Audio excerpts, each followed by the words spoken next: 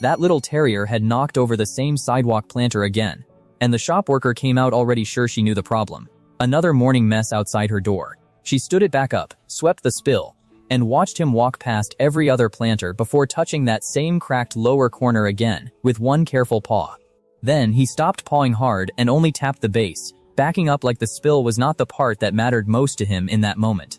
The strange part was the crack behind the planter. The soil was out front, but his eyes stayed fixed on the wall side gap there, low and still. When she swept closer, tiny paw marks crossed the dust. They were smaller than his, and suddenly the mess had another shape she could not ignore anymore. But her first fix made things worse. She shoved the planter tighter to the wall, and the little dog stepped in again, tense, still refusing to leave. This time he moved around the side, nose low, showing her the narrow space behind the base, instead of the flowers she kept checking first that morning. The marks kept going into that dark gap. His bigger paw sat beside them for scale, and the blame on him started looking wrong in real time. Still, the easy answer made sense. A dog makes a mess, a worker reacts, and the dog gets attention every single time she comes back outside again. She tried proving it by distracting him away from the planter. For a few seconds it worked, until the gap moved without him there at all. That was the detail she could not sweep away. The terrier was standing back, but something tiny had pressed into the dust by itself there nearby. When she tried moving the planter, the gap got smaller first. Now the mistake was not messy. It was blocking the answer in front of her now.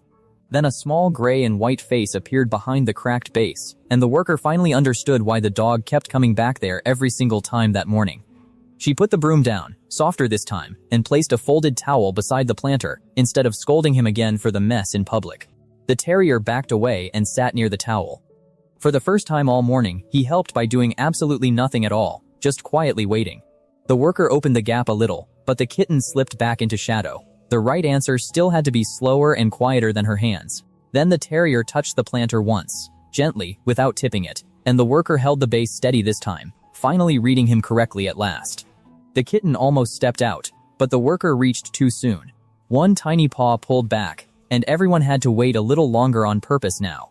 That was when the old soil marks mattered again. They were not just mess. They showed the path the kitten had already trusted toward the towel. The towel slid into that path, and the kitten finally stepped onto it, while the terrier stayed still beside the planter, leaving space open for her. After the kitten was safe in the carrier, the worker set the planter upright, and watched the terrier approach that same corner again, one more time quietly. He walked past it without touching it, then sat with clean paws beside the carrier. Would you have blamed him before checking the cracked planter right there?